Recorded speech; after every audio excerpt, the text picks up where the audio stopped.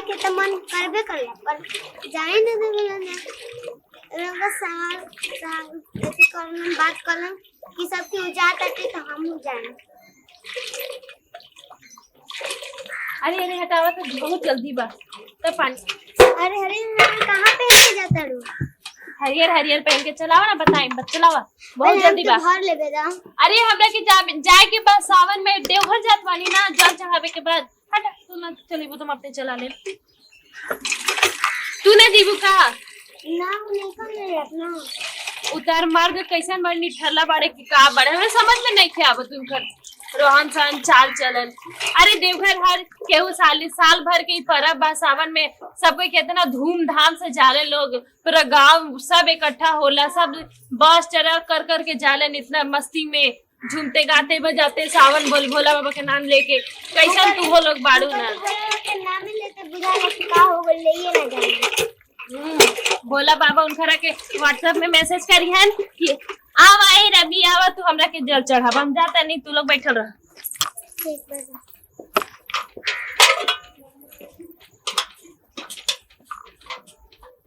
वो कितना अच्छा बाड़ी के पति जाय देता रहा हमरा के जाए नहीं खमे।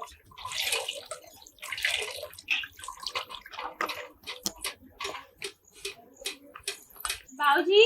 का हो बेटी? पैसा नहीं ना हम सुबह से कह रहल बानी कि देवघर जाए के बाद जल उल लेके आ गेल बानी मैं तैयारी कैले बानी पैसा दी हमरे के काहे हंसतानी बाबूजी पैसा दी ना माने ऐसे हंसत नहीं हम कि तारा कितना कुछ में मन लागेला हमार ना बुझाला हैं बोला बाबूजी। देखी अब ऐसे बोल देता नी भगवान से बढ़ के केहू बा यही बात पे वो गाना आवत हमरा याद गाना। हाँ तो गाय के बेटी गाय के नहीं होले गादी बाबूजी गाना जे जो सिखावत रहनी हमरा बचपन से। अच्छा अच्छा तोरा कौन गाना याद हो तो बोल। साल भर पे अवतारे बाबा जी के लेटर साल भर पे अवतारे बाबा जी के लेटर पापा पे चढ़ना थारे सर पापा पे चढ़ना थारे सर बुझली तो पैसा दी ना चल चल पैसा अरे वो चली ना साथे हमारा का मत ले जाए उधर तू साग सब्जी को लेने होने गोरे सगोरे के बा। हां तो बबुआ के ले ली बबुआ के ले ली बबुआ जाए तो ठीक है ले ला संगे ठीक है मैं दर्शन कर ली। हाँ अच्छा चली टाइम होता सांझ हो जाए तो फिर दिक्कत हो जाए में चली चल बाबा धाम जी तो जा कह रवि का बोल बम नहीं का बोल बम बोल दा हर साल आवेला तो हर साल ना जाला हम बोल बम के देवघर का पूजा करबा पेटे पूजा नहीं होता ता तो पेट है ना कब भरी तार भरे नु भरल ऐसे में जाता नी भरल तो ठीक है बा जा चलो थोड़ी ना लेके बा चलो डीजे बनाई चलो ना डीजे बनाई बा चलो मजा आई मैं कम ना जिम ता तो नाजिम ऐसे ही हर साल रह जाला चल जी हां तो बाबूजी के देखभाल करी माने बाबूजी के माने 1-2 दिन में बिगड़ जाता बाबूजी वाला सुतला या रात में कोनो सब्जी तू लियो सन हम का करी सब्जी से बढ़ के माने देवघर से बढ़ के तन सब्जी बताहार बता तू ले तो सन डर नहीं के रोज जानता हो सन सुतल है हम त बाबूजी एक दिन हट गुले 2 दिन हट गुले पे का हो जाई हम ना जाई म ना हम ना जी मैं चलो ना अच्छा लगी हम ना जी मैं तू ना रहबो त ठीक ना लगी मोटरसाइकिल से वहां से ढील हम ना जी जाना जी बता तार भर तू भर सावन ऐसे ही बिता दे 5 साल से कहता रह के परसल जी असो हम के से पूछो हम ना आज असो बाबा धाम हम जाई देखो तन के जाता न त मकर पीछा धले में चल जी बाबा धाम इनका से असो पूछो हम ना बार कहता न कि परसल जी असो हम ना जी बिना पूछे। अरे बाप रे बाप होय देखो का देखो होय कहां जाता रे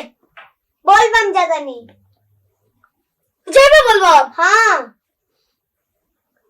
बोल बम आई बड़े अब तू तो 5 साल से कहत के बोलबम जी एक साल बोलबम निकल जाती तोरा के पर लेके जाई में हमर दिमाग मत अब हम कुछ नहीं के जाना हम तारा से बिना पूछले भले तो हम बोलबा चाहे ना हम से बोलबम जाई तारा के छोड़ दे पर बोलबम के ना छोड़म जाता नहीं हमके छोड़ दे मनु हां छोड़ दे हमके हम बोलबम जाई तारा के छोड़ दे जो लेकिन याद रखिए घर में कबो कदम मत रखिए चल जिए तो जा अरे सुन का अरे बोल मामा ढेर भीड़ रहेला अब भीड़ रहे तो भीड़ में तो मजा आवेला जता जी बनू तब तार मोय मजा साजा निकल जी ज्यादा हम बोलबम जाई बोल तारा के छोड़ दे क्वेश्चन में रारू बिया कतनो फुसला होता नहीं क्या हमू देखा तनी वो कैसे चल जाता री देखा तनी हमू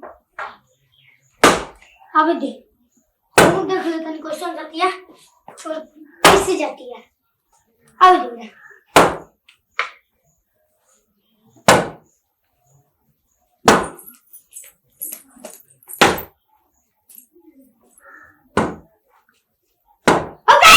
काहे काहे ढेर मत बोलो बुझला बोलबम जाता नहीं चल तू बोल हां किधर तू क्या जाए ना तो क्या करी तू तो कहला कह दे लकी चल छी हम जाता नहीं चल तू बोल हां चलो ऐसे ही बकवास करत रहेला ढेर बकवास मत करे बुझला ना पापी कहीं का आपने तो नहीं जाना मेहरारुओं पे नहीं जाए दे चलो हो चल तू बोल